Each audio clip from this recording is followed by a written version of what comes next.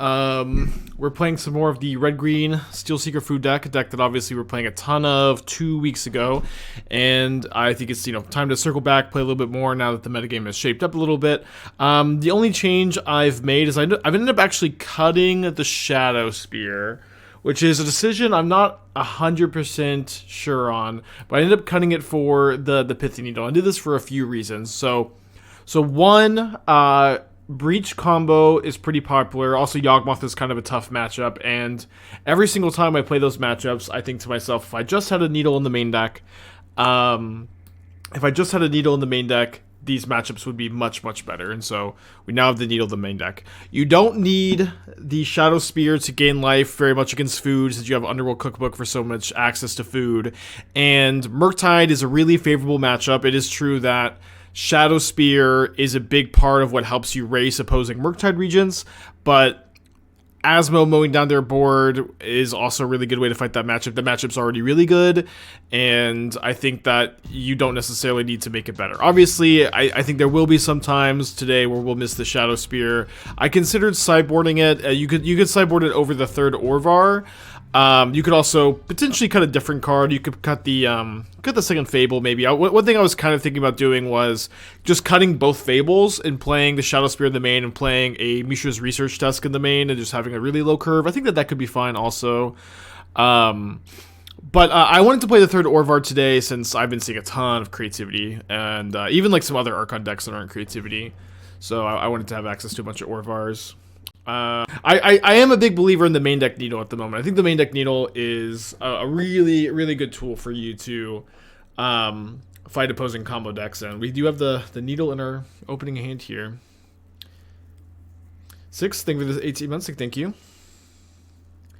Have a main deck removal for walkers and critters feels great. We're talking about Needle? We're talking about Unholy Heat? I don't know. Like, this is the thing about, like, Unholy Heat is a fine card.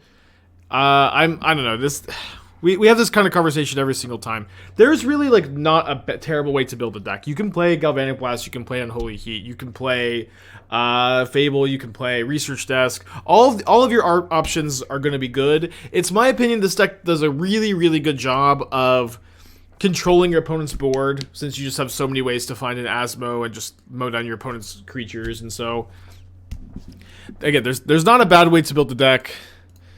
But I don't think I'm, like, super in favor of main deck red removal spells. Although we are on the draw against the Ragavan here. That's okay. Again, Ragavan decks, pretty good matchups. Can take a hit. Do you know of a budget choice for Asmo fetch? Just thinking either Intent or Chord. Chord is probably way better than Intent. Like, I don't know. Diabolic Intent has super, super harsh deck building restrictions.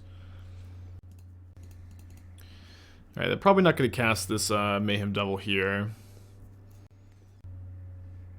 Put a Scalding Tarn in their graveyard, go to their end step. So, I'll discard my Feasting Troll King. I do think it is somewhat likely my opponent is going to counter this Wrenn and Six, unfortunately.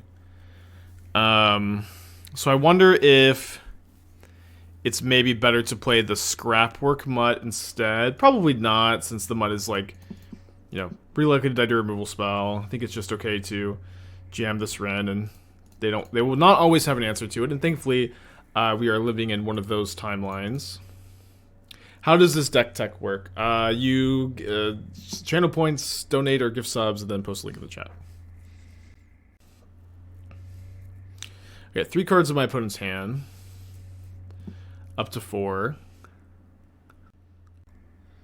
Probably gonna discard the Needle here. Notably, Needle would be better if it was Shadowspear, but I think this makes your bad matchups a lot better and doesn't make your good matchups that much worse, which is probably a good decision.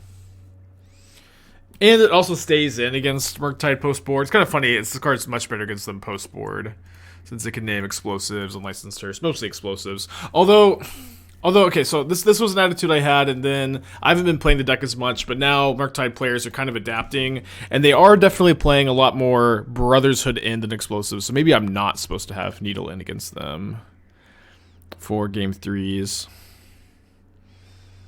Okay, let's discard Boseiju. cast an Asmo, and I think I'm going to go ahead and cast a Mutt, discarding this extra cookbook. And I get my Troll King back.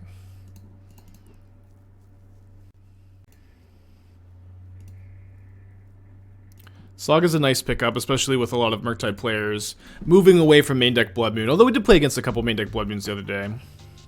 Cran with the gifted sub, thank you, thank you. Spike After Dark, well, it's not quite After Dark here at the moment. There's just moto maintenance this morning, getting a little bit of a shorter stream in today. Did another. So I assume this is going to be for a deck tech. If you post a link in the chat after the third gifted sub, I can take a look.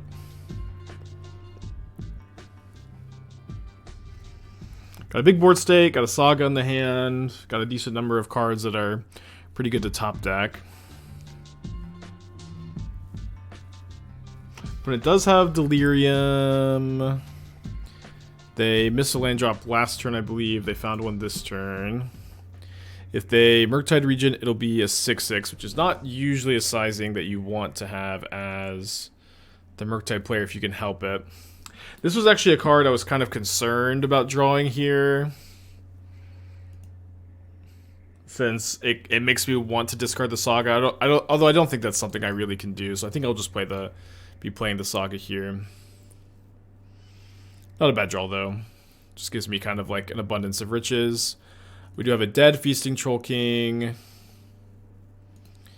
And no second removal spell. Maybe they're holding up some counter magic. They didn't have a counter spell for the Wrenn and Six, but they have cast an iteration since then, so their hand is pretty different. Think he doesn't know bad. Okay. We got a lot going on here. Petty Theft Asmo. Well, people are still registering Petty Theft, it seems. Okay, so yeah, there's a lot happening here. My very first impression of this deck, that there are a ton of cards in this deck that are like not playable in Modern. Creeping Tarpon is a card I basically would never include. Bitter Blossom, Witness the Future, Murderous Rider, Rafine. And then Grief without any of the Undying effects or Ephemerates or anything. You also do not have like I think a very good white card count for Solitude. Maybe I'm wrong about that. You have 5, 9, 12 cards that are white for Solitude. You want to get that number up to like 14, 15 minimum. 12 is not too bad, but so honestly, like what this deck really looks... Johnny's Welcome's not playable. You have 4 Doomblades in the sideboard. Like, when I see a deck list like this... Okay, so they have double Murktide. When I see a deck list like this, though, what I usually... My usual impression of a list like this is that you're relatively new to the format. And they're both 7/7s. Okay. Relatively new to the format, and you have tried to build a deck for maybe the first time. Hold on, let me go. So I think I have to go Steelseeker, discard a land, trigger Steelseeker, cast Asmo, cast Cookbook, trigger Steelseeker. And if I find a fetch land, I can get another food to kill a Murktide. I may be able to also just sack a food for life. But only if I find an untapped land off of this. Which I fail to do. Yeah, so I think even if we mill over Daredevil here, we're not gonna be able to get the job done. 2 7/7 Murktides this turn, very unfortunate. I did mill over the Daredevil. Tough game, very tough game 1. Things do get better post board, I think, with the endurances coming in. I've definitely been waffling back and forth on wanting the needle. Let's keep the needle in for now, and maybe adjust that going forward. We're gonna cut 3 geese. Okay, Correct for both. Started playing 4 months ago. Yeah. So my general advice for someone like you that's playing new is to not just try to build a deck like this, if that makes sense. You know, maybe you are. If this is like just your collection, then you know we can continue to like mess around with it and work on it some. But new players in general and new players to a format are just like not usually going to have very much success brewing something, if that makes sense. So I would recommend finding a more established list that you like, and we can still talk about ways to improve this shell, assuming this is your collection, but you just can't wake up and be new to a format and build a good deck. Like, to be able to brew and innovate takes like an insane amount of time and understanding of the format. So just speaking on this list in general, if you are going to be playing like this Esper mana base, in my opinion, it's way better to, instead of playing, wait, why do you have Spare's Headquarters? I don't see any green at all. But in my opinion, it's better to, like, a Creeping Trumpet is a pretty bad card, but I would rather see you play a Domain mana base. You have one Rafine's Tower and then one Temur Triome, so that you can have Domain and so you can enable Leyline Binding. Leyline Binding is a pretty premium removal spell. I want to get that in the deck really badly. I want to play 0 copies of Witness the Future. I want to play 0 copies of Bitter Blossom. I want to play 0 copies of Rafine. I want to play Not Grief, Not Solitude in this shell.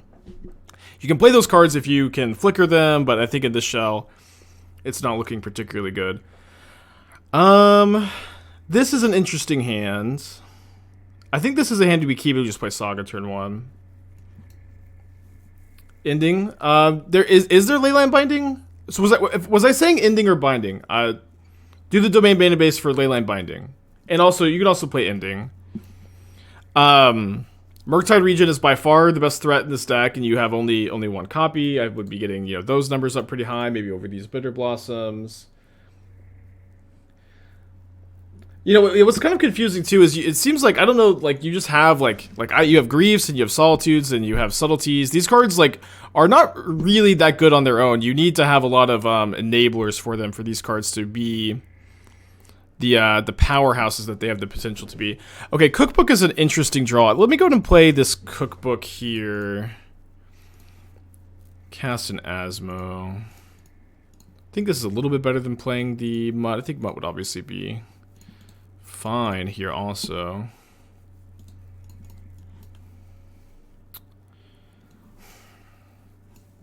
I don't know, it's so tough because this deck is like so far away from being like a functional modern deck. You're stretched. You have a mix of like fairies, and you have a mix of like the Solitude elemental flicker stuff.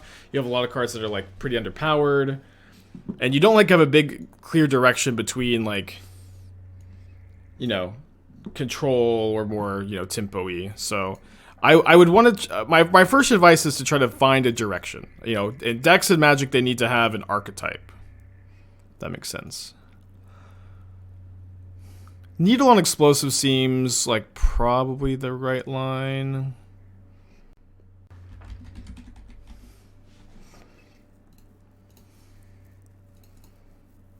Alright, there we go. Mutt, discard the Gingerbread Cabin.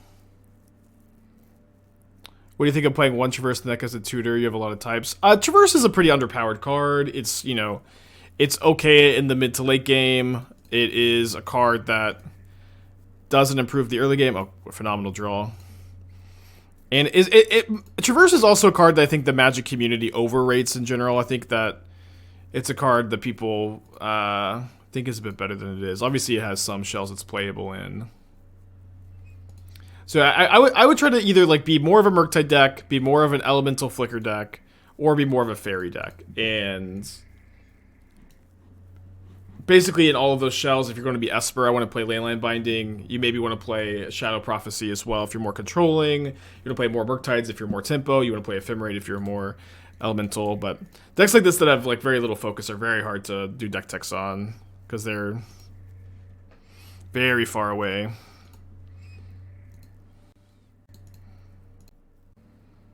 Draw's been pretty good this game. Also, my opponent's like... my opponent had to trade Ragavan and Heat for this Asmo, and the Asmo was already a 2-for-1 getting the cookbook. Ragavan blocking Scrapwork Mutt. What's the advantage of making food and using choking there instead of end of turn? Okay, you can only choking on your turn. I don't know if that's the question, but you should do it on your turn. If doing it in your own instep has like no advantage at all. Okay, notably my opponent's getting all Steam Vents here, so I don't know if that means they just have no Blood Moons, or if they're trying to make me think they have no Blood Moons before they concede. Alright, we're going to game 3. If you have any more specific questions, Crash, I can maybe answer too. Let's see.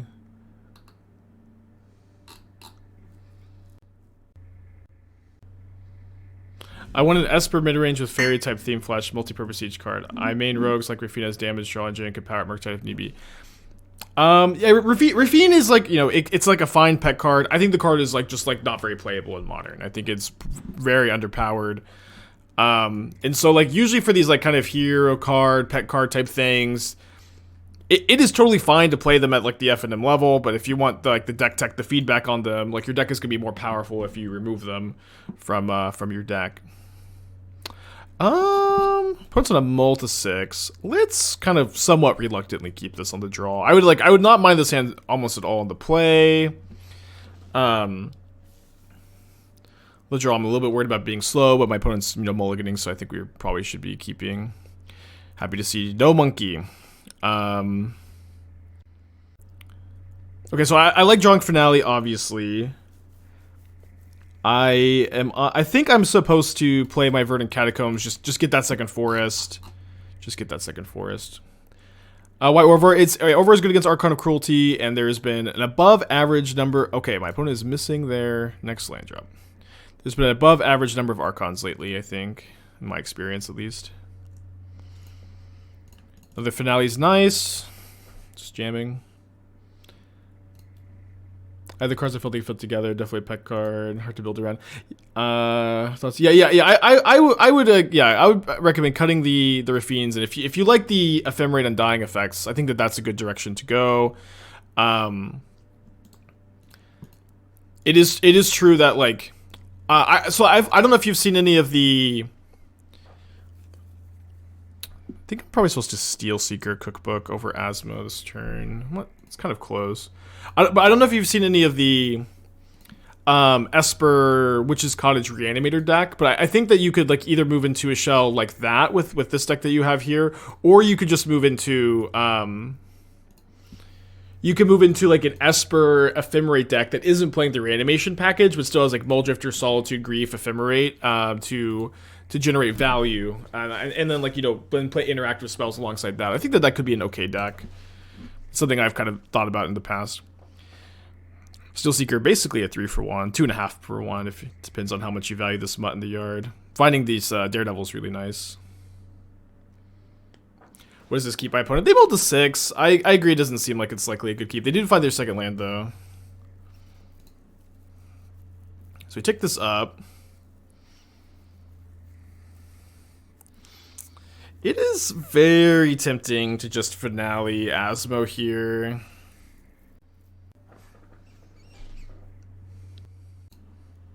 And, you know, so, like, usually my philosophy, and I don't always stick to this 100%, but usually my philosophy in the Murktide matchup is game 1, I make tokens really aggressively because they don't have their, like, dress downs, engineered explosives and stuff. Sideboard, that is not true. Those cards are in their deck, so I'm a little bit less committed to the plan post-board. It may be more mana efficient for me to Mutt. I also don't play into Spell Pierce if I Mutt here.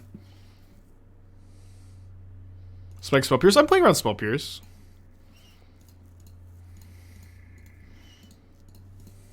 They also didn't have Spell Pierce on turn 1, by the way, but I think this is the best line. Been testing Tireless Provisioner, +1 land in the shell instead of Fables, and it was sensational. It always felt awkward when I was casting Fable. I honestly think Fable is probably better than Tireless Provisioner. Provisioner is kind of a cool thought, though. I don't know. Again, this is. I said this a few times today. I imagine we'll say it a few more times today. The problem with this deck is like you have a couple of flex spots, and anything you choose to play in those flex spots is going to be totally fine. There's like not a bad card to play in these flex spots, and so,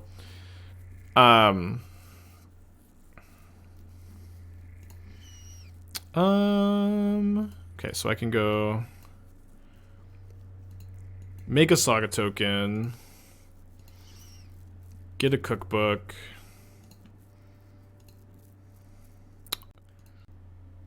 Cast a Steelseeker, pass.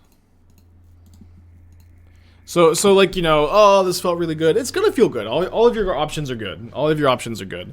Tireless Provisioner is also like a very fragile win more card. So when I have someone coming in and saying, I tested Tireless Provisioner was great, like I'm not surprised it felt great, because Tireless Provisioner is a card that when it doesn't get disrupted, it can snowball out of control and generate you a lot of value. It's also a 3-mana 3/2. Fable the Mirror Breaker is very resilient to removal. Fable the Mirror Breaker I think is really good. It has synergy with like almost every single card in the deck, in addition to being a higher card quality than Provisioner anyways, and it's harder to interact with. But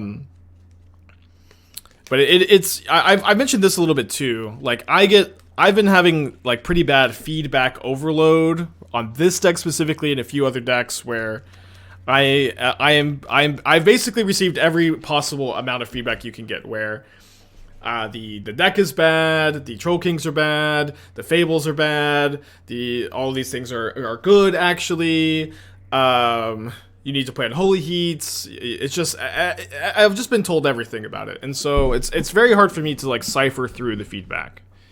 And I'm not saying that I'm just ignoring it, but I am saying I'm gonna trying to Frank Sinatra it a bit and do it my way.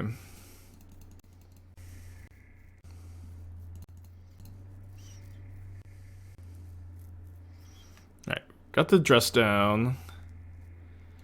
So I think the play is let this trigger resolve, get a needle for unlicensed Hearse, cast a cookbook, play Saga, cast a cookbook. And then in my instep, try to get the Troll King into play. I got a spelling bee. Oh, I didn't put the in unlicensed.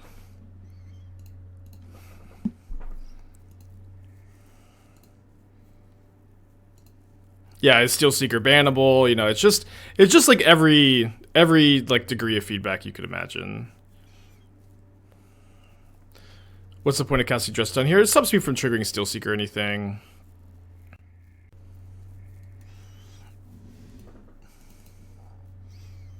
Right, and removal spells are pretty good for them.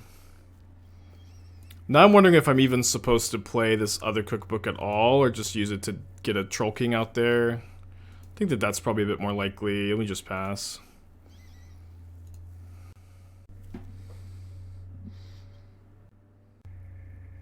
And I do get a lot of good feedback from the chat, and obviously there are good ideas, but for this deck specifically, I'm still listening. It's been very hard to like sift through the feedback though. And so okay, destroy each artifact with mana value 3 or less. So making food in response doesn't really accomplish anything. They have to kill their own Hearse with this. They also kill my Mutt. No. But I guess I didn't really. This is a huge problem I have. Is I'll make a point. You know, I'll be making a point for like 10 minutes or a few minutes, whatever, and I'll just forget to like cross the most important dot or whatever. But for this, like, the most important aspect of everything I'm saying just now, the most important part of like me being on like a bit of stuck on a feedback loop with food, is that you're not. You as the chatter have like a bit of a more clear mind, a more clear frame of reference, and you're able to kind of form your own opinions and play the cards that you think are better, if that makes sense. And so if you think that your way is better, and you've sat and you've thought and you've play tested, I encourage you to also Frank Sinatra and do it your way. And I always encourage, you know, trying your own way and trying some things and just keeping an open mind. Is Cauldron Cat bad? It's not. I wouldn't say that the Cat Oven is bad. I'm just that there's, you know, in this deck there's like 20 to 30 cards you could play that we're not playing that would all be reasonable. And so like the Cat Oven package, More Fables, Tireless Provisioner, and Holy Heat, Traverse the Uvidwald. They're all reasonable and they don't all fit.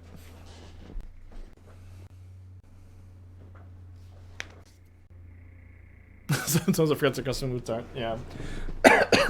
When I was back in high school, my English teacher would always yell at me for this. She would always be like, she would always tell me that I would be making a point, and I would just like, I would just kind of skip over the most important part of the point because I assumed that everybody else crosses the dot, you know. And that is something I need to get better at. Okay, let's prioritize just killing this Shredder, get the 4th cookbook. Okay, they concede the game there. Easy peasy. Conqueror, 3 months, thank you. Alright, let's keep this.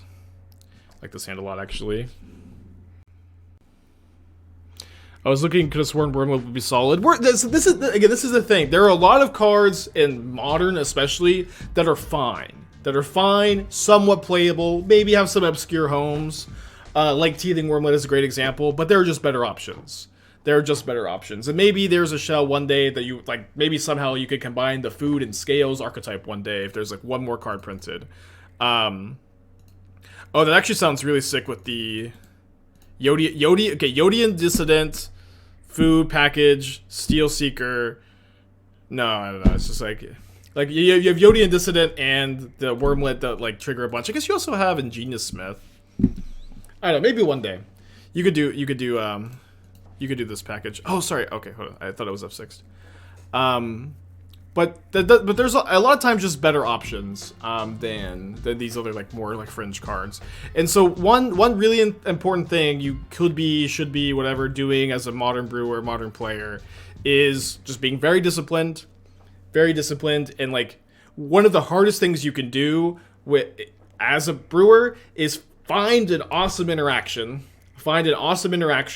a really cool thing, and just accept that as cool as it is just not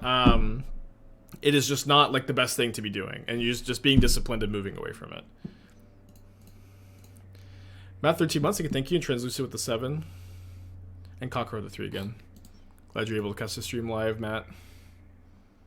Okay, there's a finale. Pretty sure I'm just supposed to Wrenn and Six ping here.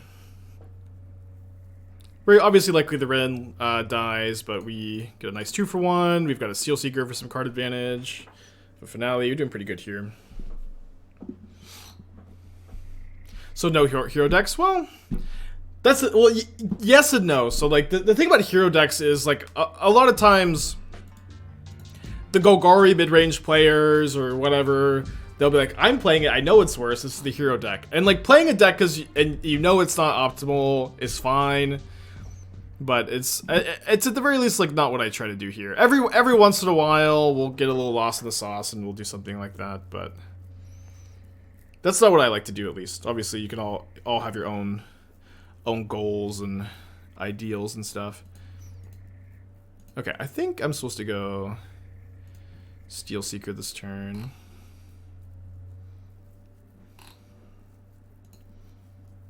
Have you thought about sporting a combo between Urza and Third Path Iconoclast? I feel like there should be something that breaks. I mean, I've obviously thought about it.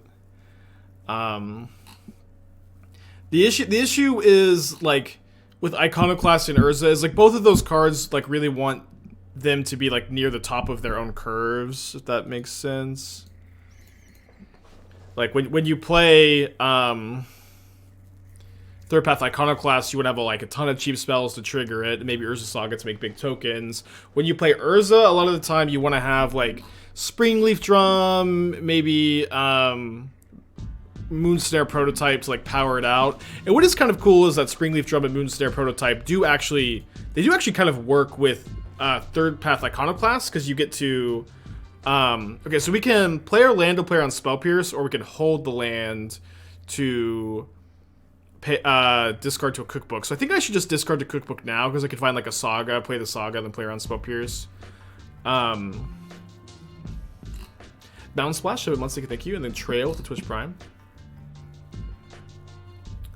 Is Grixis food still decent? No, I don't think it really ever was. If you're talking about like a time sieve variant, I don't think that version's actually even better than... like, I think Sultai is the best time sieve variant at the moment. Force Pitching Expressive Iteration. I guess it's hard to be too upset with this outcome. Too bad my Steelseeker triggers haven't actually been that good so far. I'm going to take a hit from this Ragavan. Couldn't you get the food lands? No, I have a Boseiju in play, not a forest. So yeah, I think you could play like a Springleaf Drum, Moonstar Prototype, Third Path Iconoclast, Urza deck. That could be interesting. One problem is though, if you're playing Springleaf Drum, you want to play Ornithopter. And Ornithopter is not a great card to pair, and Min-Mite are not great cards to pair with Third Path Iconoclast. So there's just like a lot of like weird overlap. Oh, they don't want to trade either. That's so funny. Because you know the only thing you can really do with this Ragavan is attack with it. Maybe I'm supposed to play the other Steelseeker. I think I need some triggers. This also lets me get my Troll King back. I can't really keep that on top, unfortunately, though, since I don't have a card to discard it to it. Yeah, Murktide has been so insanely popular lately. This deck is very good against it. We just played against it. I don't know why it's just been so crazy popular. They didn't kill Steelseeker to get damage through either. Potato, 14 months. Thank you. Third iteration. Again, Potato, thank you for the 14 months. Yeah, I know. Murktide it's so popular right now. So I mean, this is a good deck to be playing when Murktide is really popular, but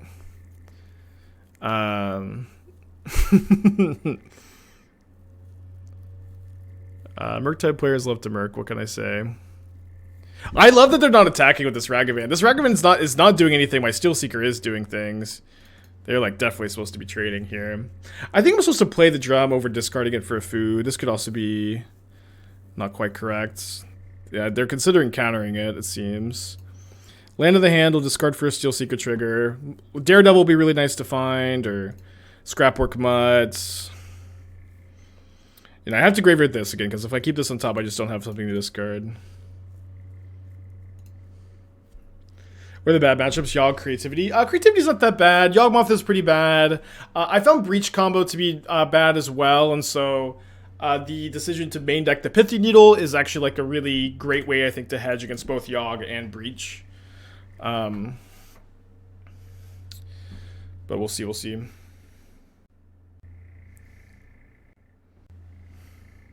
Murktide is the Pioneer Rakdos midrange of Modern, a mid-win rate deck people love because of agency. Yeah, I don't know. It is what it is. Yeah, I think that is somewhat accurate, though. Okay, pass back.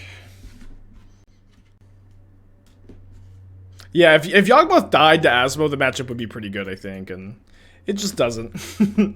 Just doesn't. No! We're dead.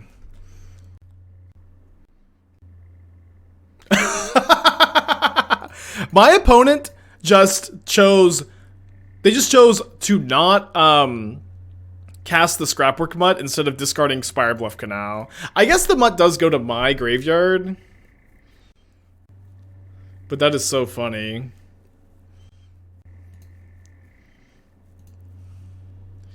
Alright, Troll King's online. Sadly they're at 13, not 12.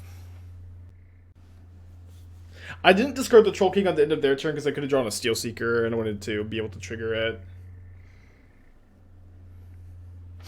If I had this Daredevil draw would have been really nice if I had that Troll King in the yard, though.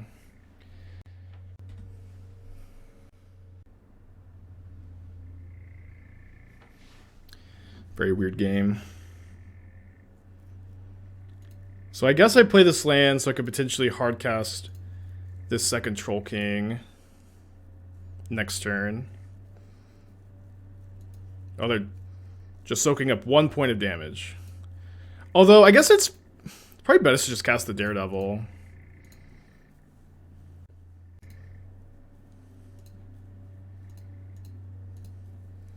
Could gain 3 life. I don't think my opponent's sitting on, like, 2 lightning bolts, though. I don't think 2 lightning bolts make a ton of sense here.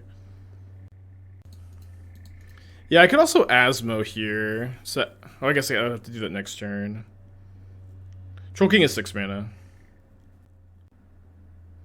I guess the problem with the Daredevil line is like casting Daredevil just doesn't really help me beat a Murktide or beat like a bunch of bolts, and like being able to sack food for life does.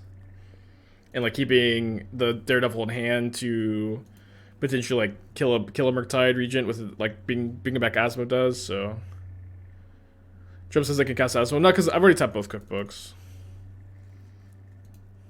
So I think I'm going to commit to sacking 1 food for life. And I'll do it now so they don't like double bolt me in response.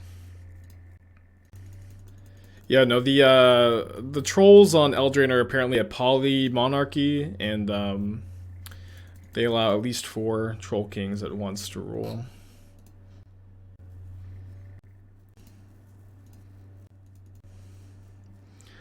So assuming they have an answer for this troll king this turn, because otherwise they are gonna just die to this attack.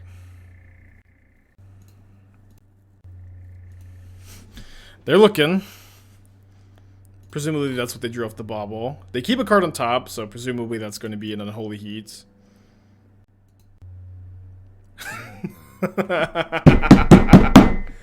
Okay, my opponent has made a lot of mistakes this game. That's okay.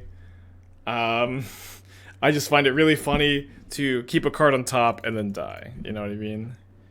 Just find it very funny. Keep a card on top, die.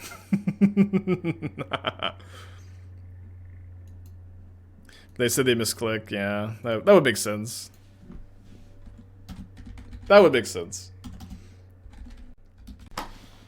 Yeah, it would feel bad if the misclick was not casting the heat. that would be pretty bad. Yeah, so I'm not sure if I want to have 2 goose, 3 king, or 4 king, 1 goose. I did the other way last time. Let's try it this way. When you use Ovalchase, it's exclusively for Archon of Cruelty decks. Archon of Cruelty decks have been somewhat popular lately, especially like the Through the Breach versions, picking up a bit. So I've been wanting to play the 3rd Orvar on the sideboard.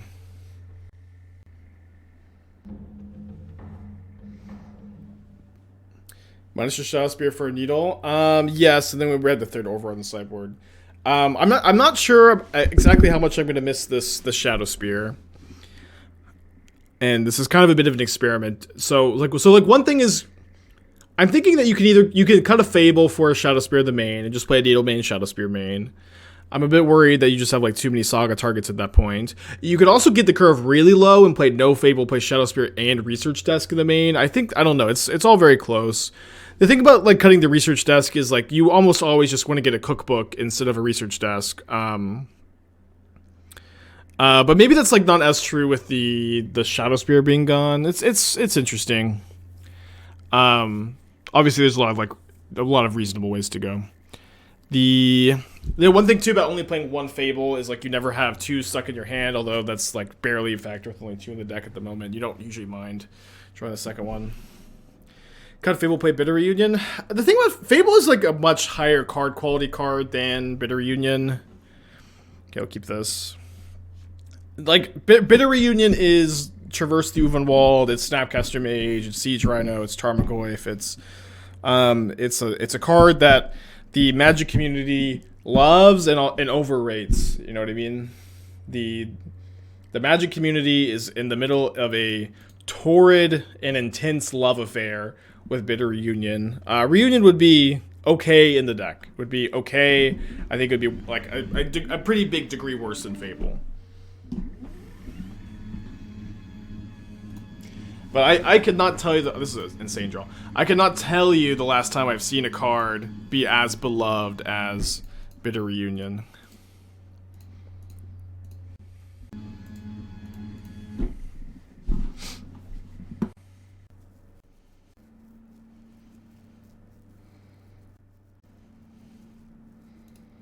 Okay, Steelseeker's pretty nice. The problem with casting the Steelseeker here, I guess, is that I can't really discard main phase very effectively, but I can discard the Mutt into turn to bait the Hearse activation potentially.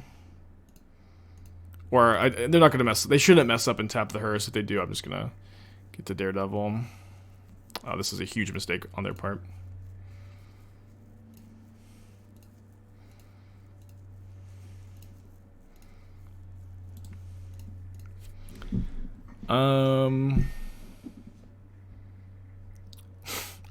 Soul Partition's a very cool card. Very well designed card. Not one that is very good though.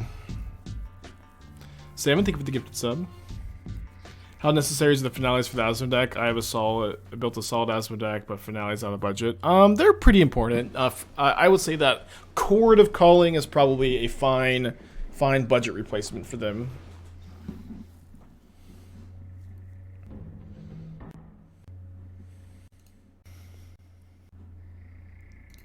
Alright, so I think I am just main phase endurancing. Trying to slow down on Murktide.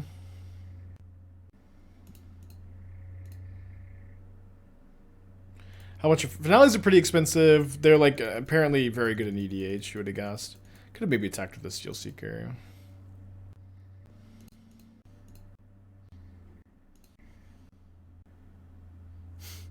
It's okay, Evan. Okay, I think I'll be tapping the cookbook end of turn, discarding a land here. It's actually pretty bad if they kill my Steelseeker in response, but I guess...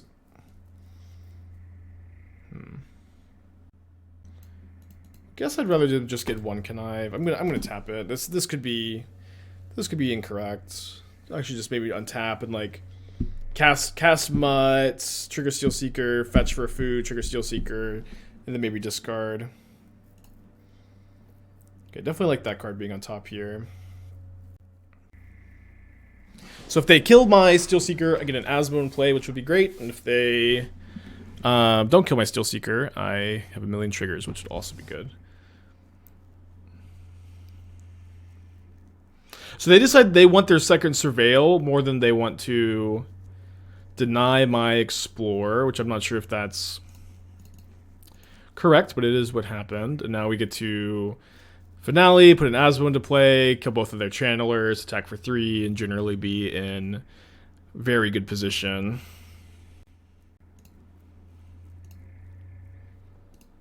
Yeah, I did really like the Gruul name. I feel like people reading the title, though, maybe won't get it.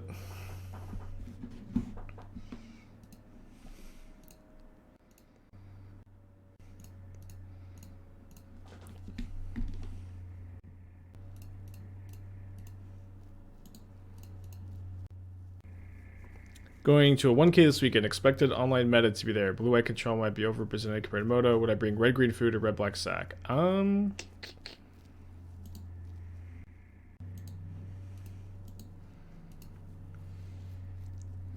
Alright, this is a bad block for them.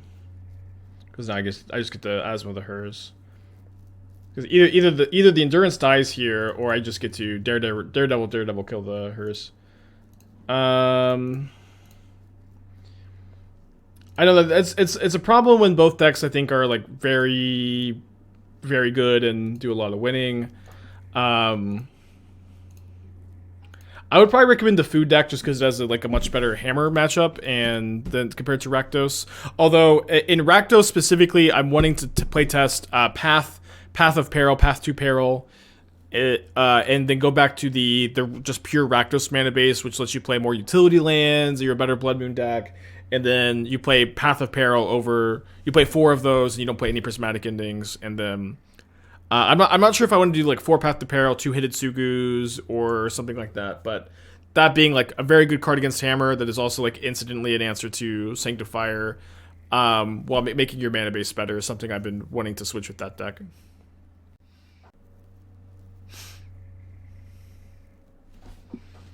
Yeah, Trail of Crypts is fine. We had it on our first version. I think the deck is better without it, but it is obviously a fine card.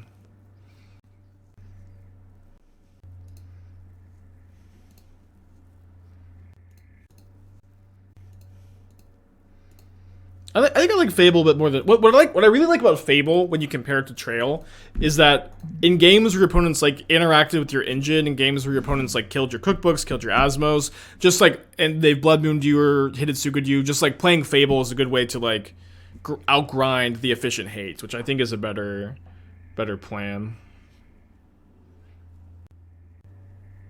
Probably good to keep Sudoguka's Peril and his creatures. Yeah, so I was thinking like a 4-2, 4-3 split is going to be pretty nice. I haven't, so like I need to go back in my Stream Decker and look exactly how I had the red-black mana base before. But the white splash is like somewhat costly. Like your mana is worse and you get less utility lands in Rakdos. And Rakdos has a lot of good options for utility lands. Your deck tech for Pocket Beers, I post a link in chat, I can take a look.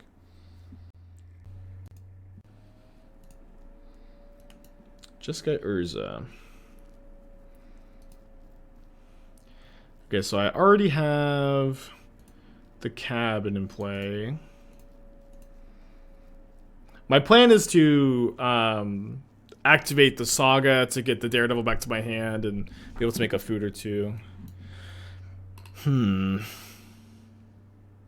So we were actually like just kind of talking about a deck like this, where like one pretty interesting overlap between Iconoclast and Urza, in my opinion, is the fact that like both cards play well with Springleaf Drum and Moonsnare Prototype. Okay, so they're gonna Hearse in combat here, so I can't unearth. They're not. I think that may also be a mistake. The food deck is really hard to play around too. Pretty underrated part of this deck is that this deck is just tough to play against.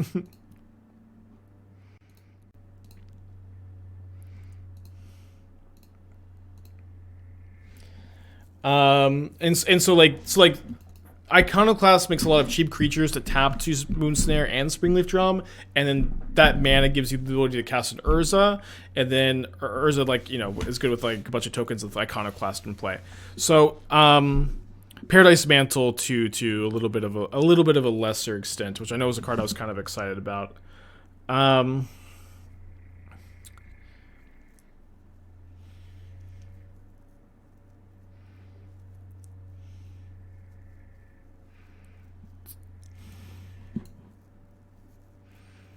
So one thing here is I kind of feel like I would prefer to play Imri over Ragavan in this deck, where Imri gives you that like steady flow of cards. And in my opinion, like if you really want to play Paradise Mantle, and I do think Paradise Mantle is a good card to play in this deck, but if you really want to play Paradise Mantle, in my opinion, one of the main payoffs for Mantle was always the fact that it lets you have Imri turn one more often. And so if you're not playing Imri, I don't like the Mantle tech nearly as much. And so like, but if you do play Imri, I think a Sentinel is better than Ragavan also in this deck too. But if you do play Imri over Ragavan, that I think this build is kind of fine. But if you want to play Ragavan, then you shouldn't play Paradise Mantle. You should play like more Moonsnare prototypes or Springleaf Drums potentially, I guess is what I'm getting at. I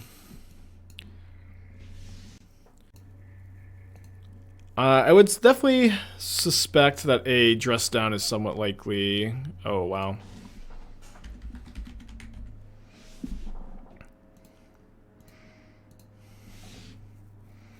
Surprised they let me do that. I guess, yeah, they just conceded. Okay, so we're 2-0 today. Both matches against Murktide.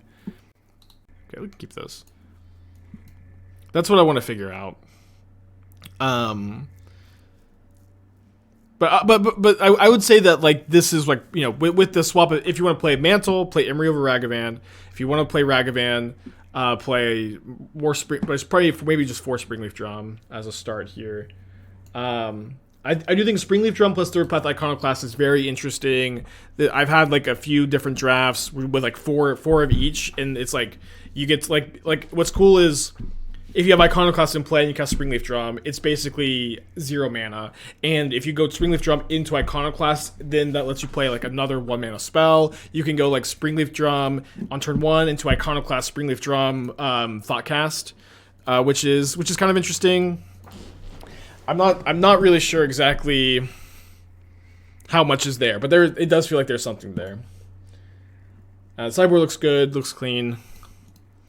I will likely be messing around with those kind of shells. I need to be a bit better about sticky noting, but I want to circle back to that. Okay. No, you're kidding. I mean, okay, Murktide is a phenomenal matchup. It's just so boring to play against over and over and over again. This is our third in a row.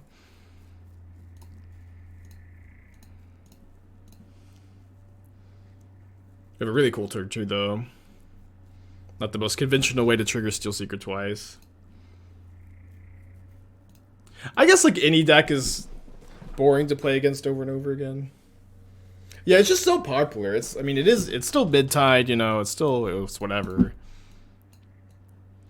Okay, yeah, but this is also true. Once you play against a deck 3 times in a row, you really want to play against it 5 times in a row. So you get the YouTube thumbnail, all 5 Murktide opponents. Yeah, free trophies, I guess. Hard to be that upset, I suppose. Somehow we can find a way. Find a way to complain. We're actually not that far away from Hardcast Troll King, so I'm gonna discard the Daredevil. Okay, definitely playing a cookbook. Just making sure I can pay for Spell Pierce, which I can. With a goose and a drum. And I'm not sure my opponent knows I can pay for Spell Pierce here.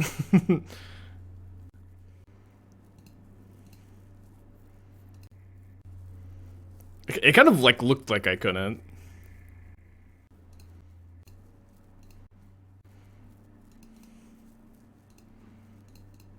So we'll keep the Troll King hidden for now, but we can Troll King next turn if we activate a goose.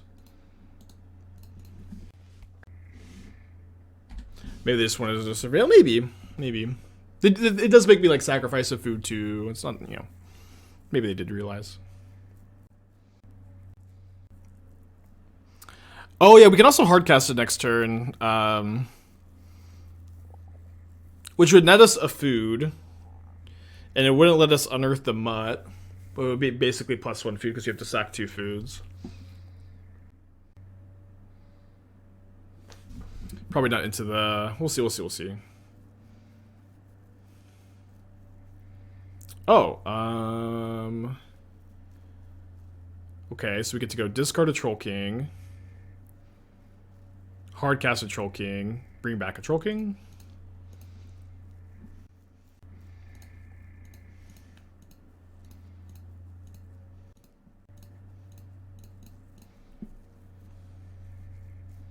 Pretty good.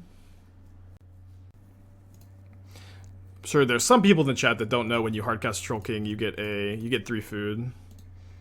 And that must be why nobody on Twitter likes this card.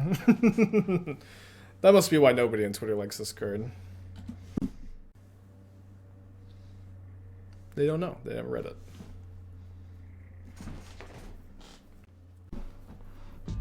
Smokey, 32 months. Thank you. The ads scared me into remembering to resubscribe. Working perfectly.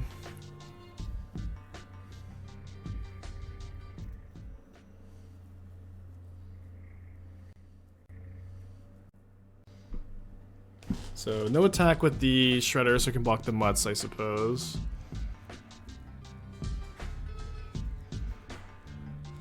We can just go Goose, Troll King again.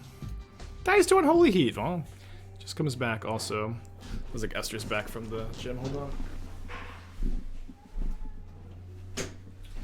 Always comes home filling the house with song, which I appreciate, but also gotta focus.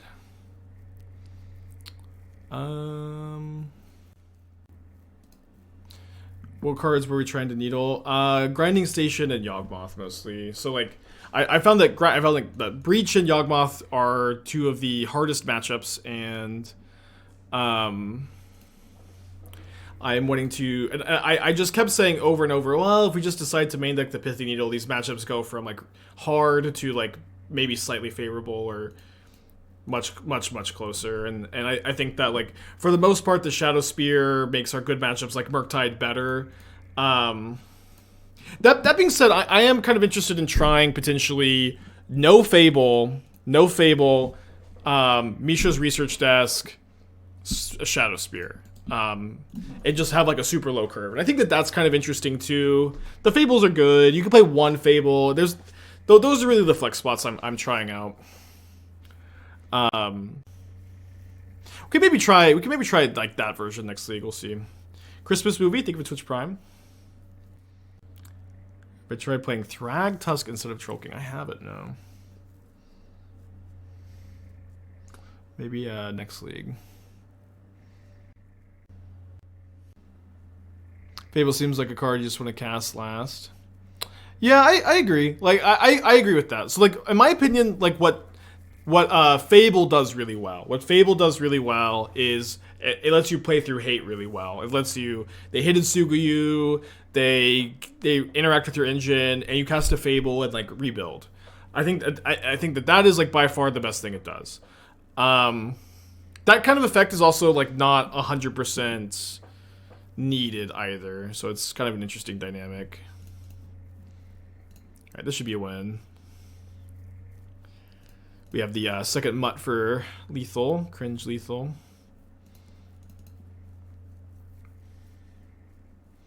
Guess I can make a food with Goose. Okay. They see the line though. Good job done.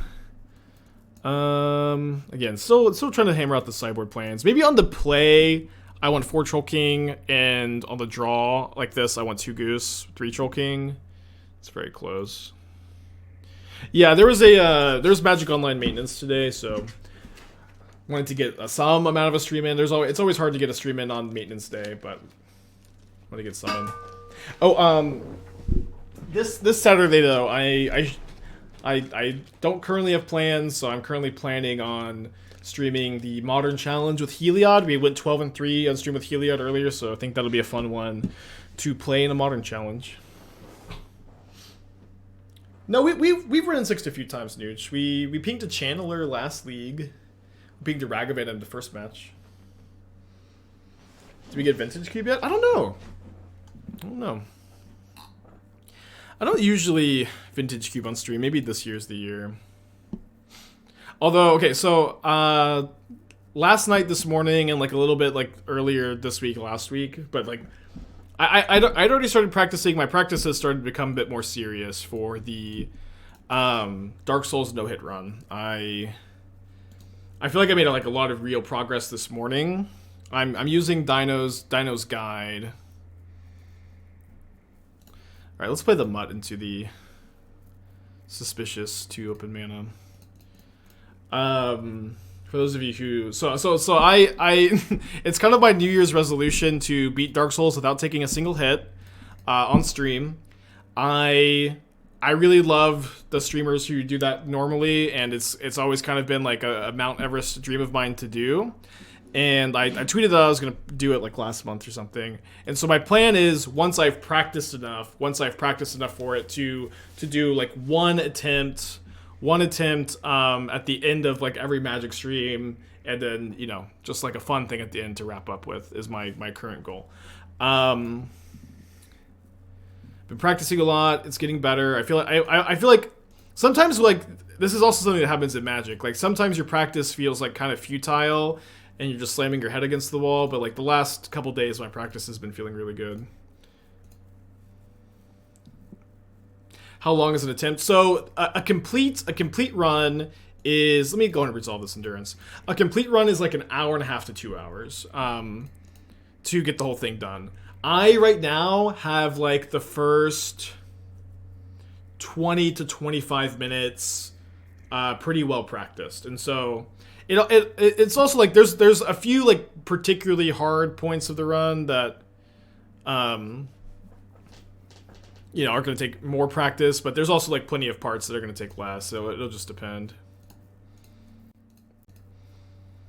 All bosses? No, all bosses is much harder. This would just be any percent. Yeah, so right now, I think for me the hardest parts are going to be should I finale or play another Steelseeker? I don't think I want to play a naked Steelseeker. The finale is also really important. Yeah, I guess I'd probably bait the finale. I'd bait more interaction with the Steelseeker. For me, the hardest parts are going to be, I imagine, Ornstein and Smo. Bed of Chaos should be like not that difficult, but I just need to practice it. Ornstein and Smo seems like the hardest thing by a lot. Ornstein and Smo seems like the hardest thing by a lot, actually. I imagine Seath's Fortress will be hard. The Seath boss fight probably won't be that hard. And then Gwyn pairing Gwyn is never something I've been very good at, and it's also the last boss, so it'll be very nerve-wracking. You play a controller? I don't know anybody that plays Dark Souls on mouse and keyboard. All right, let's finale. Oh yeah, Four Kings. I don't know how I forgot Four Kings. Four Kings will be really hard too. Four Kings, Ornstein and Smo, and Gwyn are, I imagine, the 3 hardest bosses. How far have I practiced? I've practiced up to Gargoyles a little bit. Right now, I'm really... So, like, I've gotten to Gargoyles a couple times. I actually think that the Gargoyles fight is not as hard for me, at least as the Quelaag fight. But I'm really trying to practice, like, getting to Quelaag, beating Quelaag, getting to Gargoyles. That's the beginning of the game. That's the early game. And I'm trying to, like, really, really have that down.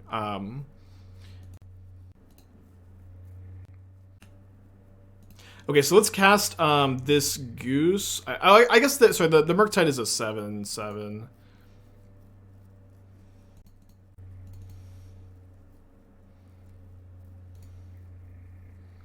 Yeah, you just have to be patient with Quelaag. When you practice, do you do a bit of the run each time, or do you stop to each boss for a bit? So far, it's just depended a little bit. I'm still like getting into it also, so it's not like I have a. I'm just trying to figure out what works for me at the moment a little bit. But like so my current plan is I want to like master the beginning to the Gargoyles, and I want to just do that like once a day, and then like do the beginning once a day, and then start doing each section once a day. Is my current plan. Was attacking first and casting Asmo better play? I don't think so. I think it was like really bad into a counter spell for like no reason. Okay, okay, let's just cast a Goose, make a food. I'm gonna hold this for Mutt. Wiped down 23 months ago, thank you.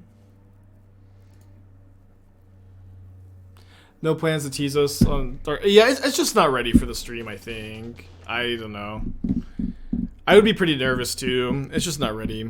Like, I don't even, like, get past Quelaag most of the time. Like, I've gone past Quelaag, like, 3 times so far. And, I made like a dumb mistake like the one time I made it like towards the end of the Gargoyles fight, but I think I could get it soon. Am I planning on doing a separate YouTube playlist for Dark Souls? I don't know. I need to talk to my editor about it. My current plan is to start this on stream in like January, because it's just gonna take a lot of practice. It's gonna take a lot of practice. It's gonna take a lot of time. So my current plan is to try to start in January if I can.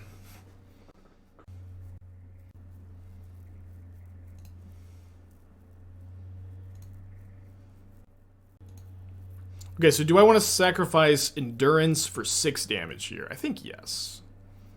Or sorry, for 4 damage. No, but I think I'll sacrifice the Mutt. I can like unearth the Mutt, sacrifice the Mutt for 2. It'll be fun though. It'll be fun. Just like one, you know, run at the end of the magic stream to wind down. yeah, that's yeah. Those are actually the Gargoyles I'm talking about, Morpheus. Yeah, but I would like to do some YouTube content with it, you know. It'll be, you know, for fun. Just kind of like a Mount Everest. Do it because it's there kind of thing. Yeah, casual Dark Souls no-hit to run to wind down.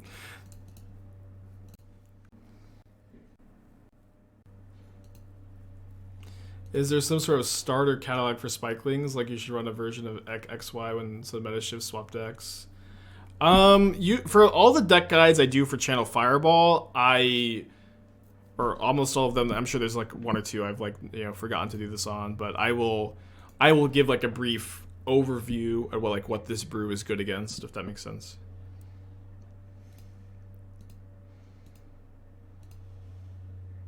I've done any of the challenge runs. I've done soul level 1. I've done no death. I've done both of those on stream actually. I remember the first time I did soul level 1 on stream. I killed the merchant that you buy the dagger from, and that's the only way to get the dagger, I believe. And at level 1 you can't use most of your weapons, and you really need the dagger for the final boss, and I didn't know that. I had to start over basically.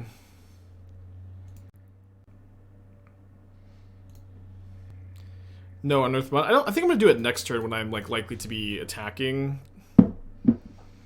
I think that I would rather gain 3 life here than make a food. How's the Titanium? That goes okay. We had a 4-1 league. The pairing dagger. I think it was maybe just the regular dagger. I can't remember. It's been a long time. Well, whichever dagger I needed was not the one I got. Alright, I guess I can Fable and Unearth Mutt. Should probably be making a food first here.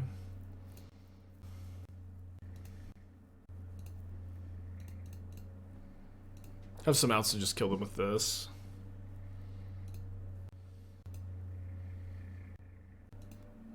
Alright, well, if they somehow lose this Murktide, maybe we cast this Endurance. I'm not really interested in growing that Murktide up to 11/11 though. My Kingdom for a Spear. We cut the Shadowspear, but the thing is, it's like, this is our 3rd Murktide opponent in a row this league, which is a pain. But this matchup is just really good. You just don't really need the Shadowspear, I think. Okay. Lose the Shredder, take 2.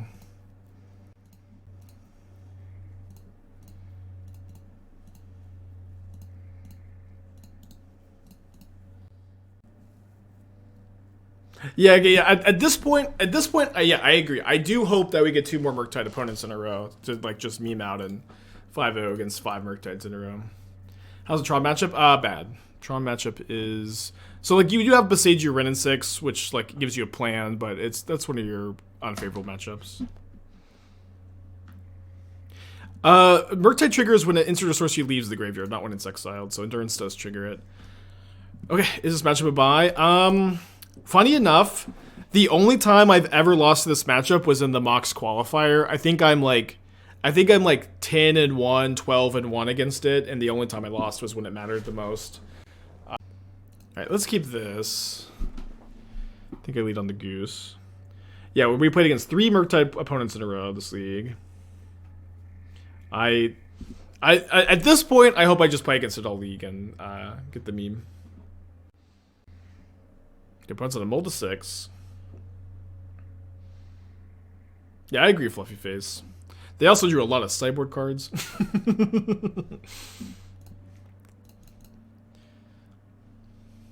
How's it for against Scam? Scam's a favorable matchup. I think it's not as good a matchup as the Murktide matchup is, but it's one that I like. Misty Rain, Forest. So I'm probably playing against Yawgmoth, which means that this main deck, Pithing Needle is going to be pretty nice. I think here I'm supposed to Fable. Yeah, sadly, no for 4 Murktides in a row, huh? When was the last time I faced the same deck 5-1 league? I don't think it's ever happened. Not even in the Hogak era. I could misremember, I guess, but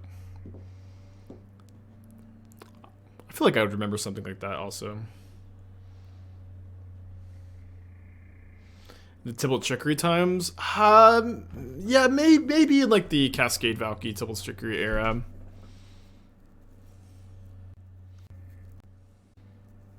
I was surprised that they're attacking. Just letting me get a treasure. I'm gonna take the 3. It'd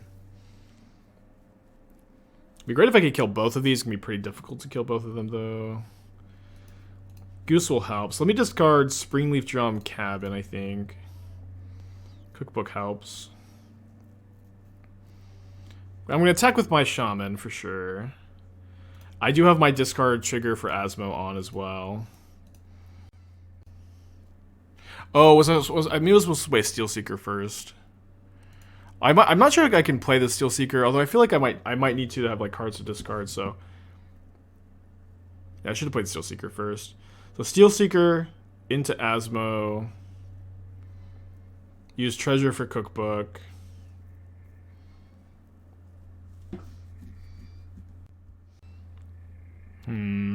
That actually doesn't let me kill anything super well. So maybe what I should do is Asmo, cast Goose,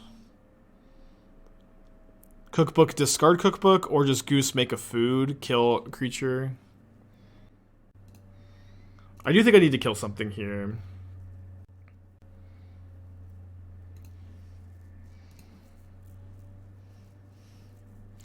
I'm just not sure if I'm supposed to...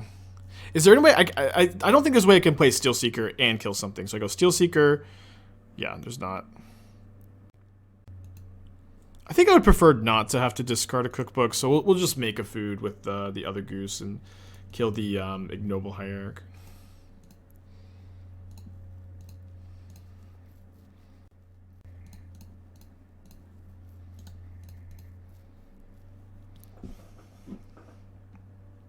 Steelseeker Goose, but if you miss twice, you have to bang cookbook.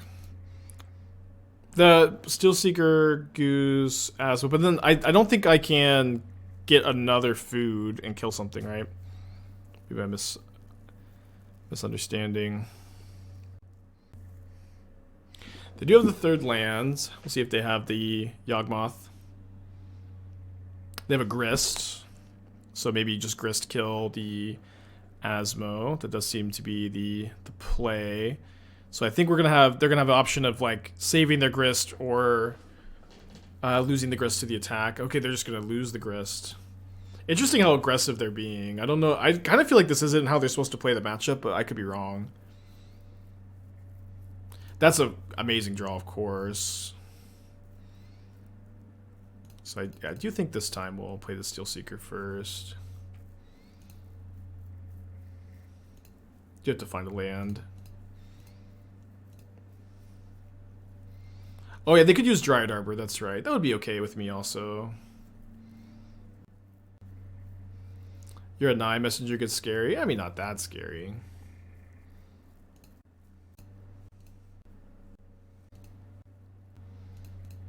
So I need to find a land.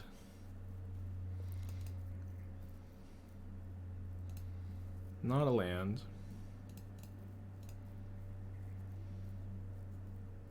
I guess I need to find 2 lands. Hold on. So there's a land. Oh, I can use this to get a Gingerbread Cabin. Yeah, I can just get a Gingerbread Cabin with this. And killing the bird here is huge because they're just not going to be able to Yawgmoth me next turn, and they can't minus the Grist either. How is my Gingerbread? Oh, I looted away the cabin. Dang, and I looted away the cabin. Okay, so now I need to find a land to discard. Awesome. Thank you, Steelseeker, bailing me out. Do I want a Finale for next turn? No, I don't think so. Maybe at this point I chump block the guys. Probably not, though. I don't know. Yeah, I'll probably chump block with the Goose, actually. We're in pretty good shape, though. Merfolk seems really tough. Usually you're pretty good against tribal decks. So, like, it's just very easy for you to like get Asmo going. Okay, we are finding the Finale this turn, whether we like it or not. Let me go ahead and copy the Goblin, and then I think I'm sending all 3 of these creatures at Grist.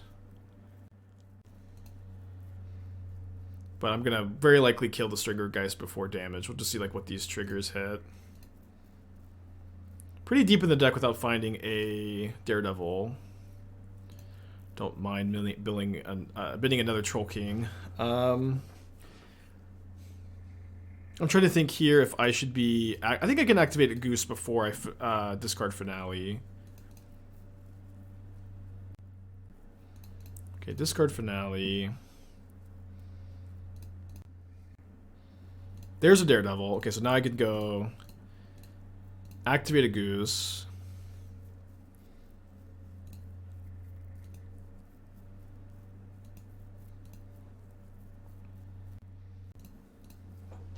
Card I mostly want to see is Saga here, I suppose. Okay, they're just dead. Cool. Is this version better than Time Civ? I think that you want them in different metagames. Time Civ, like, I think Timebo is, like, probably the combo the one you want in more linear metagames where you need to go fast, you need to combo really fast. This version's clock is relatively slow compared to that one. Okay, so we have the Needle in the main deck, which is, you know, usually our most important sideboard card. We don't really have that much in the board, honestly, after the Needle. I have been cutting, I think, like, the Fables for, like, the Needle and the Pyrite Spellbomb, but now I don't have Shadowspear and I have Needle in the main.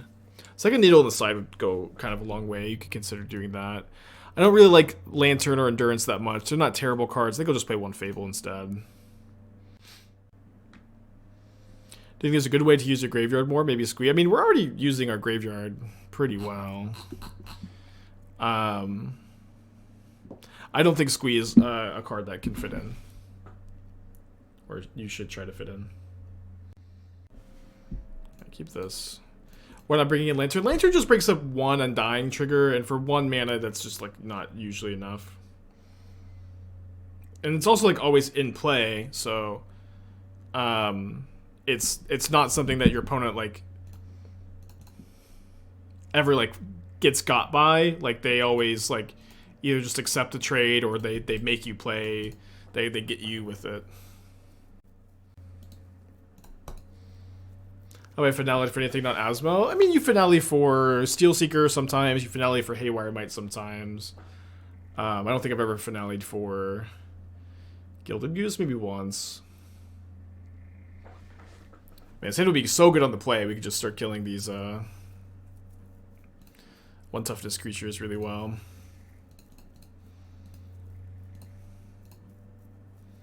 But now we're actually going to lose our Wrenn and Six, unfortunately.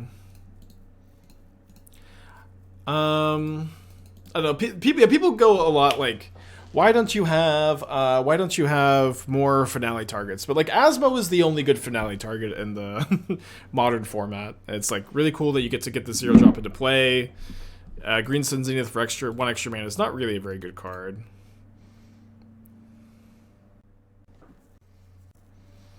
Okay, they probably thought seizing my Steelseeker, but if they don't have a Yawgmoth and their hand's kind of dopey, I'm okay here.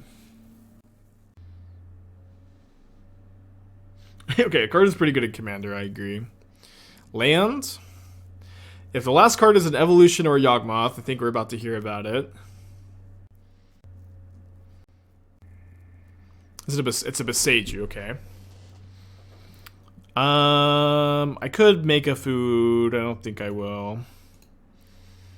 That is totally okay for my opponent to just have nothing else after this. We have plenty of good top decks, including this one. So we go Steelseeker, discard Mutt, probably cast another Cookbook, but we'll just see what we see.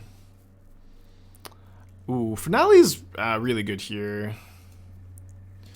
Yeah, Finale I think is one of very, very few cards here that's going to make me just pass the turn. So big top deck for my opponent. Court of Calling this turn is live for a Yawgmoth, most notably. And what do you know it? They top deck a Yawgmoth. Alright, let's go to game match. Let's go to game 3. I am maybe not 100% dead, but we're pretty dead. What can you say? You're pretty dead there. Especially because we know the top card. That being said, things are way, way better on the play.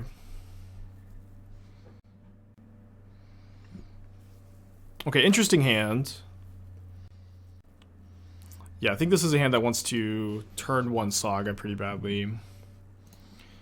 Orvar is for Archon of Cruelty decks. Guess this line is kind of weak to Force of Vigor, but probably shouldn't have said that out loud. Fuck.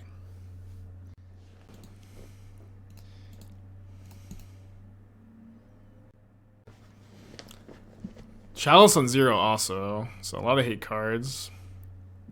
You cannot kill Yawgmoth with Asmo, unfortunately, as Yawgmoth has protection from humans.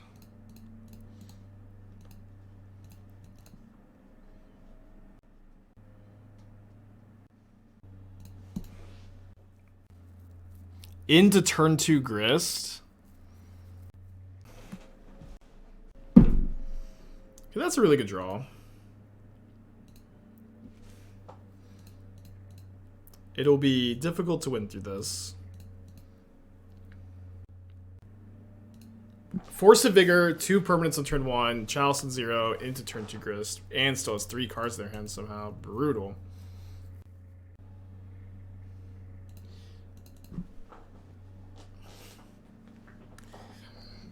You just lose those. I don't know what to say. You just lose those. Yeah, just lose those, chat. Yeah, I should have cut the opponent's deck a bit better. Okay, up against Scam, it seems. I take the Daredevil. They choose to take the Fable over the Goose. I think I'm content with that decision. Wrenn and Six is a fine draw. I think I'm going to get the, just a basic Forest here, knowing that they play Blood Moon.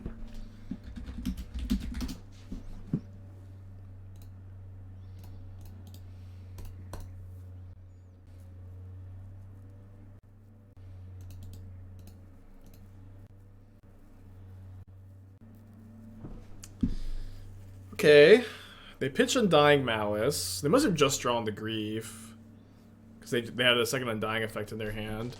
Obviously, not that upset with this, since they're like one of these 2 cards. They're getting a Daredevil. I have a Saga. It's kind of fine.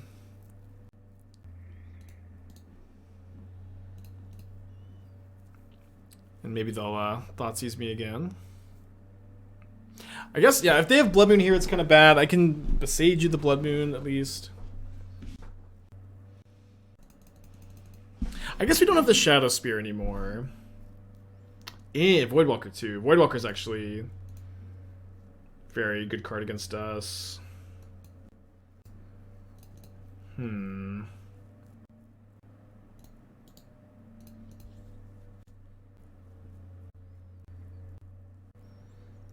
this is a 2-turn clock if we don't gain any life. Although I guess we can also just leave 2 creatures back to block the Grief potentially. Could have also played the Boseiju. It's maybe better. Yeah, so I can go make a Saga token, get a Springleaf Drum, sack my food, or I can go get a Underworld Cookbook. Get an Underworld Cookbook, 3/3s, 4/4s, 5/5s, double block the Grief effectively. I think that line is better.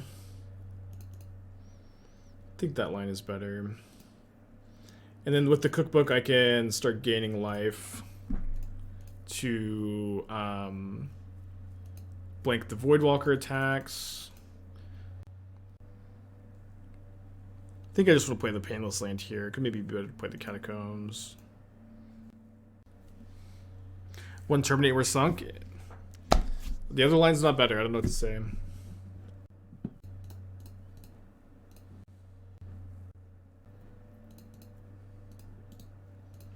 So Feign Deathing there, Grief. Presumably taking my Troll King. What do you think is better, Troll King or Trash Your Treasure? I think I like the Troll King version a little bit more. It's somewhat close. Another Saga. So I think I have no attack still. Getting kind of close. I guess I could gain 6 up to 10. I could attack them for 12, gain 6 up to 10. And I'm taking 7, so I'm dead to Lightning Bolts with that line. They didn't have a Lightning Bolt this turn though, probably. They've already used 1 bolt. They usually just play 2. I don't think playing on bolt makes a lot of sense, so let's actually just do this. Not that to Ragavan either.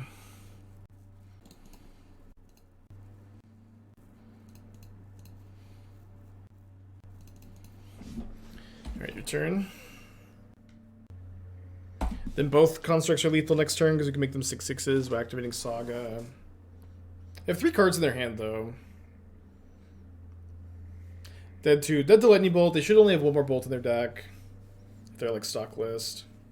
No black source to cast Daredevil. You have Springleaf Drum. You have Fable. You have Gilded Goose. I think with all those you don't need to play an Overgrown Tomb. You can play an Overgrown Tomb if you like. They can make a Troll King. Yeah, I don't really care if they do that. Shouldn't you wait for cracking second food as they don't attack with grief? You might prefer the food than 3 life. I guess. We're like basically locked in on sacking the food though. So, Troll King gives them food. I think you have to cast Troll King from hand. Maybe I'm wrong. Yeah, cast it from hand.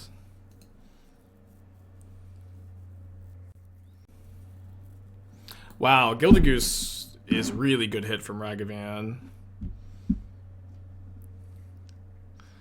Yeah, I don't really care. I think I don't care if they Troll King. Maybe I'm supposed to care. Yeah, whatever. They were dead if they didn't. They were dead if they didn't hit like exactly Gilded Goose. It's so frustrating.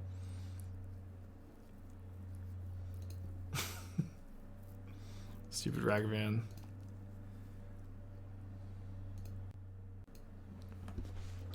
Okay, so here we make a construct, double block Grief, block Feasting Troll King, go to 1 after the Ragavan dash. We also theoretically can gain 6 instead. It's probably not ever going to be better, but we'll just pass.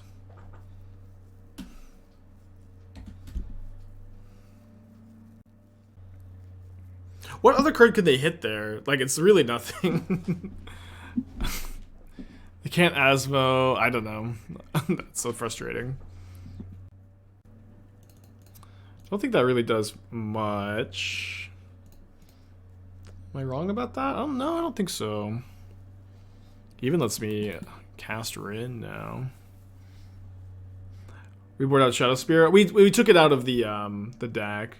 Although I think next league I want to try the no Saga all Fable target builds. Let me actually rent those. Other options.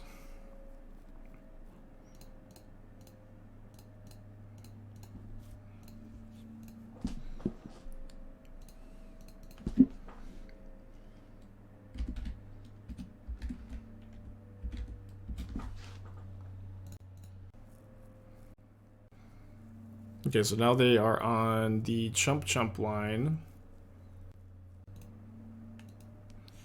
Then I'll go Wrenn and Six, pick up Verdant Catacombs, sack of food for life. I guess I should have cast Wrenn and Six first. Because my opponent can Undying. Okay. Alternatively, I can also just get back Feasting Troll King, but if I get back Feasting Troll King, I lose a construct here.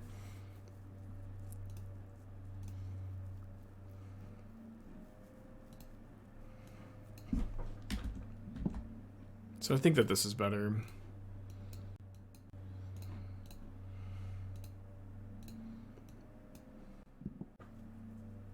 Oh, this is a food, not a treasure. You're right. Never mind then.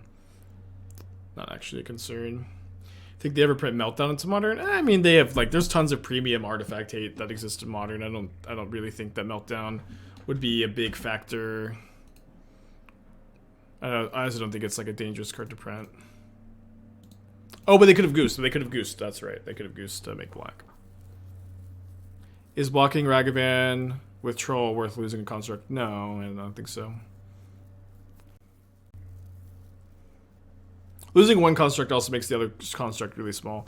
I don't know. Just take the hit from the Ragavan. Like sometimes your opponent will hit an annoying card, but like in this deck too, you don't have that many cards that are even good for them to hit. The fact that they hit that goose was like very, very lucky. It's one of the few cards that did anything. Okay, so in this matchup, I think I'm like a bit more inclined to like Haywire Mite than I've been in the past. Yeah, but I think I'm gonna go down 3, 1, 2, 2, 2, 1. Yeah, I also like Pyrite Spellbomb and Lantern. Lantern breaks up the Undying combo, and then the Pyrite Spellbomb kills Voidwalker, which is nice. So maybe I'll just cut all the geese. Obviously change a few different things. Yeah, cool. Good game one. Good game one. Did you got Sagas versus Blood Moon? No, it's just the deck of Saga is too important for the deck. Every deck has Saga hate, you know. Sometimes your opponents have answers to your things.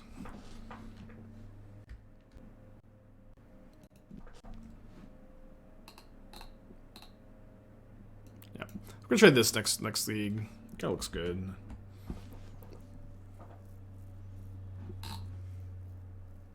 I think of Boggles, then sideboard and infect creatures and side out hexproof creatures. Boggles, then side infect creatures in inside out hexproof creatures. This is the kind of like really smart thinking that'll just get you like to lose games. People just like can't board out all their removal against Boggles. They won't board out all their removal against Boggles, and a lot of their like there's like a lot of incidental cards in Modern that also just like kill Boggle creatures, like Wrenn and Six.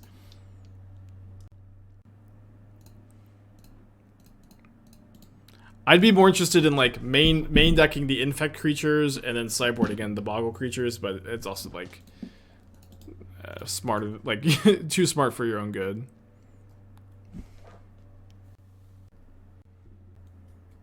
Okay, I kind of wish I'd played the Saga turn 1.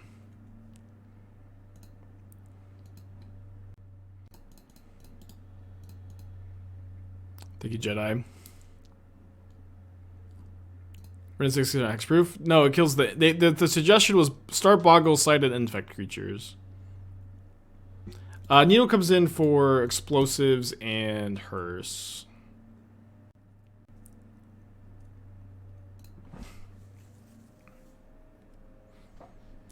No beats. I was thinking I wanted to leave this back to block Ragavan. I would much rather block Ragavan with Haywire Mite than with the Steelseeker.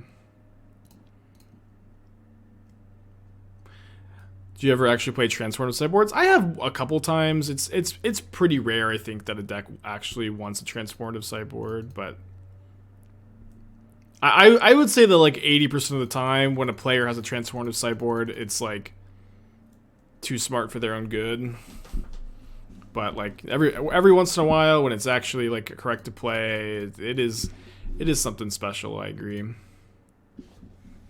I feel like we're gonna get hit at Sugud really bad, but what can you do?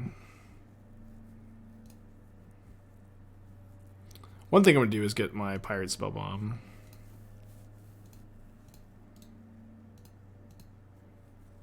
Not that I can activate it this turn.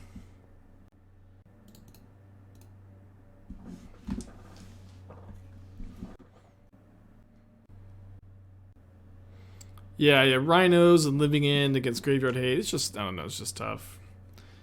Yeah, I'm trying to think of a good example. Like I think in Tin Fins, like Tin Fins sliding into Doomsday is really cool. You get to like blank all the graveyard hate. I like that one a lot. So you do have the explosives. Not the end of the world though. And then explosives on 1. Interesting. Alright, so we draw a card here. I don't get the life gain trigger off Haywire Mite, which kind of stinks. Asmo's not too bad, though. Okay, so I need to plan.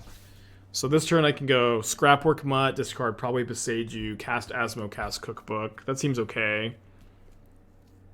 Get a Cookbook next turn. Alternatively, I can make a Saga token this turn, next turn, get a Cookbook, play Asmo, play Cookbook, kill Voidwalker. That also seems fine. I think I'm gonna go with this line. Both lines seem okay.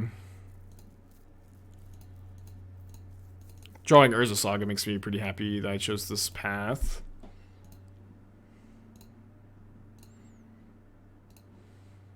Unless they Blood Moon me, then I'll rue the day I took this line, which is today, I guess.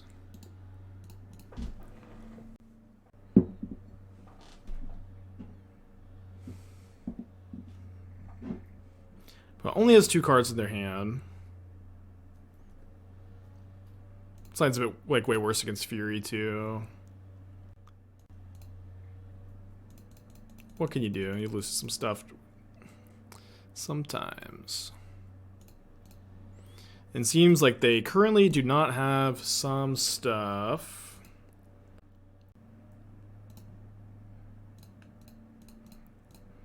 So we get to go make a token. I think I can just get a Springleaf Drum so I can make another token. I don't want to needle explosives, they've already used 2. Getting a second cookbook is way better if my opponent has a removal spell for Asmo, but they have to even top deck lightning bolts. Do I need this other Saga token? I mean, like, I kind of do. You know, I also kind of think that they probably have an Undying effect in their hand, so maybe I'll just get this Lantern. And then what's cool about Lantern is if they do have, like, Hidetsugu Consumes All, or they top deck Hidetsugu Consumes All, I at least get to draw a card and, like, start to rebuild a bit, which is better than getting Springleaf Drum or Cookbook. I think this makes sense.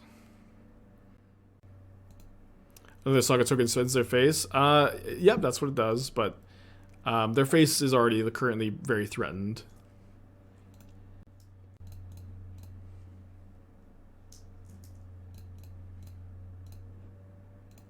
I guess they get to cast, they get to play one of these. So I was supposed to wait for them to attack. I don't know which one they could choose though. Maybe Haywire Mite? No, they can't activate. Yeah, so I should have waited, let them attack. They might Pyrite Spellbomb. I'm dead to bolt the Pyrite Spellbomb. I'm just main phased. Yeah, I should have main phased. I was thinking that doing their upkeep, they can't attack with the Voidwalker, but obviously getting the Lantern, like if they have Undying effect, but obviously Lantern plays around that, so just main phasing makes sense. I don't know what card they chose. Okay, now I know what card they chose. It feels so dumb if they just have bolts. Okay, draw a card. Yeah, I should have main phased. I'm used to killing this Voidwalker on their turn, so if they have an Undying effect, it can't attack me, but obviously this stops that. But it gives us the GG though, and we end up 4-1ing that league, losing a brutal, like one of the roughest game 3s I've ever played with any deck to Yawgmoth. I do want to run it back for another. Ooh, opened up a Boseiju. It's actually really nice. I do want to run it back with a Research Desk and a Shadowspear over the Fables. It'd just be lower mana curve, all the Saga targets you could ever want.